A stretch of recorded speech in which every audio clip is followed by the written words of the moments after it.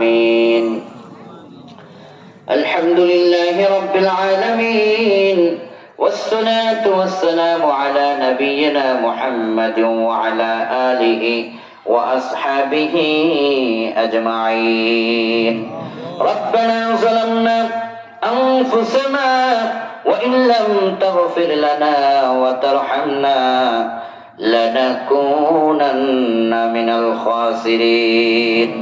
أي الله পাক কুড়িগ্রামের মাটির উপরে দিয়ারার চর সরকারি প্রাথমিক বিদ্যালয় সংলগ্ন ঈদগাহ মাঠে ঐতিহাসিক তাফসীরুল কোরআন মাহফিলের আজকের সমাপনী এই অধিবেশনে যোগ্য সভাপতি আল্লাহ আমার প্রিয় ভাই জনাব আবুল বাশার মোহাম্মদ আব্দুল লতিফ, আল্লাহ বিশ্ব ইসলামী আন্দোলন বাংলাদেশ জামায়াতে ইসলামীর পক্ষ থেকে তিনি এই এলাকায় কোরআনের রাজ প্রতিষ্ঠার বড় নিয়ামতের দায়িত্ব পেয়েছেন। আল্লাহ পাক তার জীবদ্দশায় তার চোখে যেন কোরআনের রাজ দেখে যেতে পারে সেই তৌফিক দান করে দিও।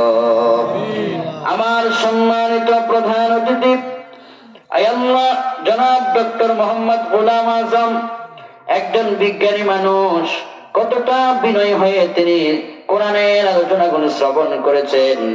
আল্লাহ পাক তাকে তোমার দ্বীনের জন্য যুগের হযরত ওমর বানায়া দিও। যত উলামা হযরত, প্রধান পৃষ্ঠপোষক, আল্লাহ পৃষ্ঠপোষক থেকে শুরু করে যত মেহমানরা এই প্রোগ্রামের সাথে সম্পৃক্ত, আল্লাহ পাক আমি দোয়া করে যাই আমার তরুণ তরুণ যুবকেরা কোরআনের মাহফিলের সাথে সম্পৃক্ত, বৃদ্ধ বাবারা কোরআনের মাহফিলের সাথে সম্পৃক্ত, উলামায়ে কেরাম কোরআনের মাহফিলের সাথে সম্পৃক্ত, মা বোনেরাও কোরআনের মাহফিলের সাথে সম্পৃক্ত। আল্লাহ যারা এই মাহফিলের সাথে সম্পৃক্ত হয়েছেন সবাইকে তুমি তোমার জান্নাতের সাথে সম্পৃক্ত করে নাও। আমাদের হাদিয়া সোনার মদিনায় প্রিয় নবীজির পবিত্র কদম মোবারকে পৌঁছা দাও। আল্লাহ আমি জানি না এই মাহফিলে কে জানি প্রাণের মাকে হারাইয়া ফেলছে, পাশে কবরস্থান, কত মানুষ কবরে আছে আজকে তারা কথা বলতে পারে না। আল্লাহ আমরা যখন মায়ের পেটে ছিলাম মায়ের এই পা দিয়া কত লাথি মেরেছিলাম। আধুনিক চিকিৎসা বিজ্ঞান বলেছে মায়ের পেটে থাকাকালীন সময় পা দিয়া সন্তান মায়ের যে লাথি মারে, এই লাথি মারার যন্ত্রণা মায়ের মৃত্যুর যন্ত্রণার মতো হয়ে গিয়েছিল। আমাদের মা এত কষ্ট করার পর 10 মাস 10 দিন আমাদেরকে পেটে ধারণ করেছেন। দুনিয়ায় আসার পরে মা তার তাজা বুকের দুধ আমাদেরকে দয়া করে মায়া করে যত্ন করে খাওয়াইছে। রাতের গভীরে মায়ের কোলে আমরা প্রস্রাব করে দিতাম। আজকে কত শিশু বাচ্চা দেখি, মনে পড়ে আমরাও তো একদিন এরকম শিশু ছিলাম।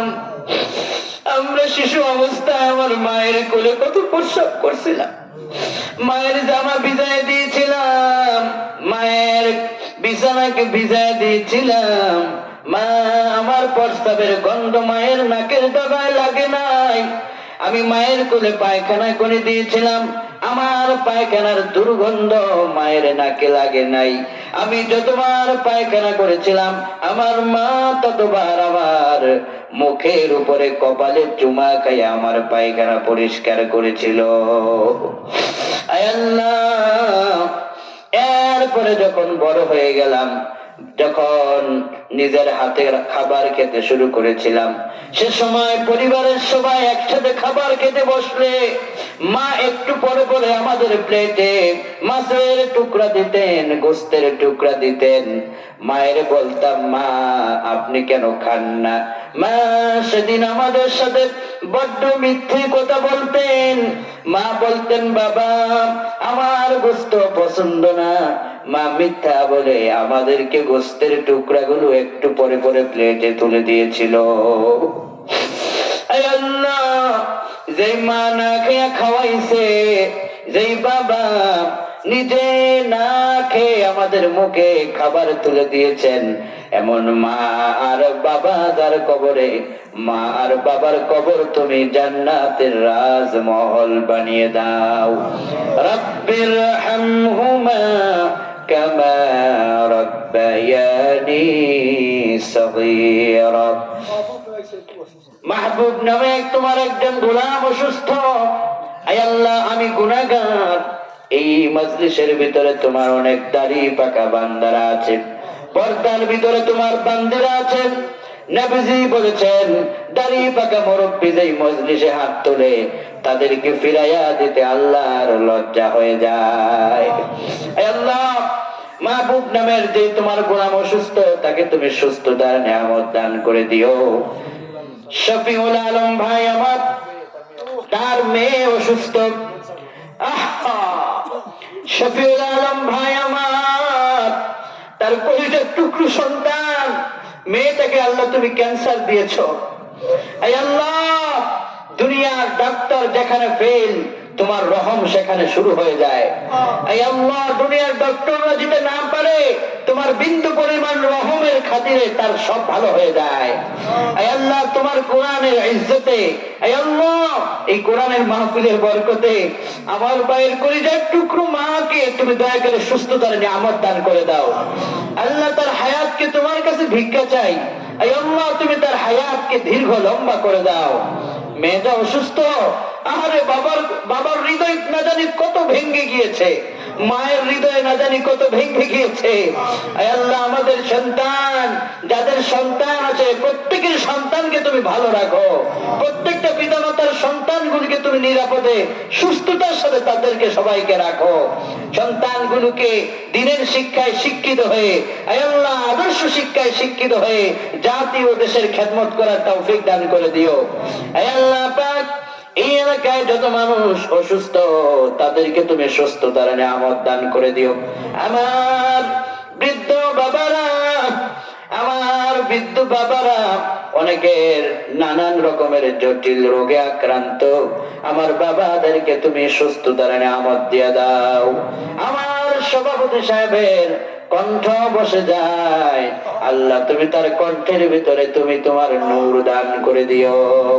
আল্লাহ পাক, পর্দার ভিতরে মায়েদের হাত তুলেছেন, আমাদের মায়েদেরকে তুমি যুগের খাতিরা হিসেবে কবুল করে নাও।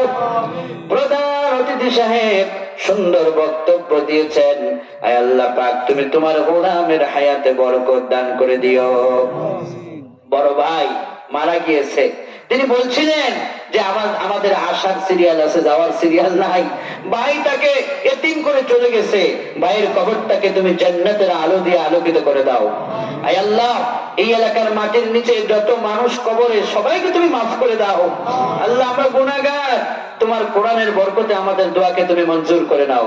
আয় আল্লাহ, যারা অভাবে আছে তাদের অভাব তুমি দূর করে দাও, যারা ঋণগ্রস্ত ঋণ পরিশোধের ব্যবস্থা করে দাও।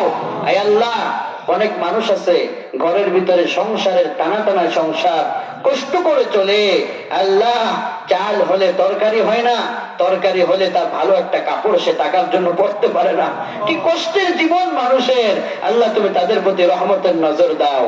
আয় আল্লাহ, মাহফিলের যে আয়োজন যারা করেছেন, শ্রম দিয়েছেন, আয় আল্লাহ, দূর থেকে সেই নদীর পাড়ের রাস্তা অত্যন্ত সরু পথ, সেখান থেকে আল্লাহ আমার ভাইরা আমাকে ইস্তেকবাল করে স্বাগত জানায় নিয়ে এসেছেন।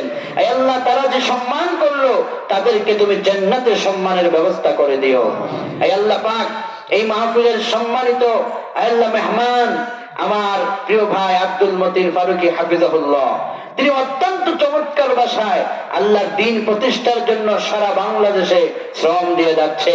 আল্লাহ তুমি তোমার গোলামকে তোমার দ্বীন প্রতিষ্ঠার খাদেম হিসেবে কবুল করে নাও। সারা বাংলাদেশে যারা দ্বীনের জন্য কথা বলেছে, কবরে চলে গেছে, তাদেরকে মাফ করে দাও। আল্লাহ, কোরআনের পাখি, এই তাফসীর জগতের রাজা আল্লামা দেলওয়ার হোসেন সাইদি রহমতুল্লাহ আলাইহি হুজুরের কবরে হাদিয়া পৌঁছায় দাও।